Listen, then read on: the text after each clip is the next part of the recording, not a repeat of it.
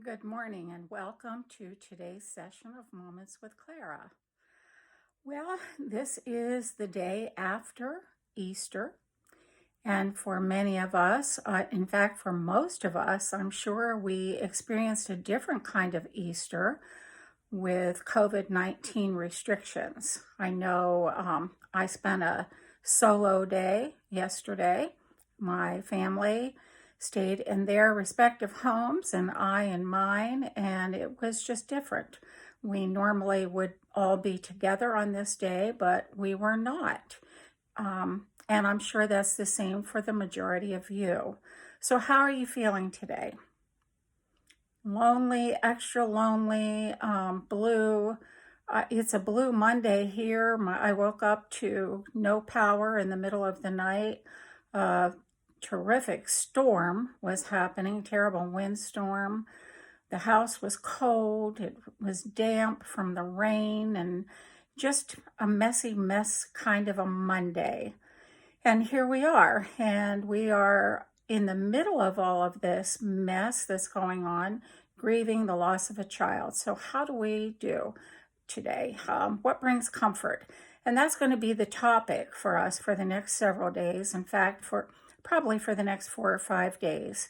We will be talking about what brings comfort to the grieving heart. Now, you might be saying, well, nothing. When a child dies, there is absolutely nothing that can ever bring comfort to our hearts. And I know I spoke those words in the early, raw days of grief. And that is true. There's usually nothing that can comfort us in any way, shape, or form when we first hear those words that our child didn't make it. There's no heartbreak, nothing, no pain that can even compare to those words when we hear them. And so for a period of time, there is nothing that brings comfort. We are just constantly in turmoil. Our worlds have been turned upside down. We don't even have balance enough in our lives to be able to eat or sleep or rest, think. We can't do anything, but we are in need of comfort. So today I want to just introduce the idea that we will be talking about ways that we can receive comfort, ways that comfort has come to me that may help you. And trust me, there are ways that our hearts can be comforted. And that's what we're going to be talking about. But for today, our comfort is simply going to be being together with each other. There's something profoundly beautiful and reassuring when we can join hearts with the broken. We all are traveling this journey of loss. Everyone grieves something. We know that when we are grieving the loss of a child, we are grieving on a whole deeper, more spiritual level. Many people won't understand that, but the community of bereaved parents and grandparents and siblings, we understand what that deep, deep grief is all about. So today, I want you to carry this thought with you that today is a new day. There are blessings that are surrounding us. We're going to have to look. I just looked outside and stepped on my porch and I saw that there are tiny little buds on the trees, finally.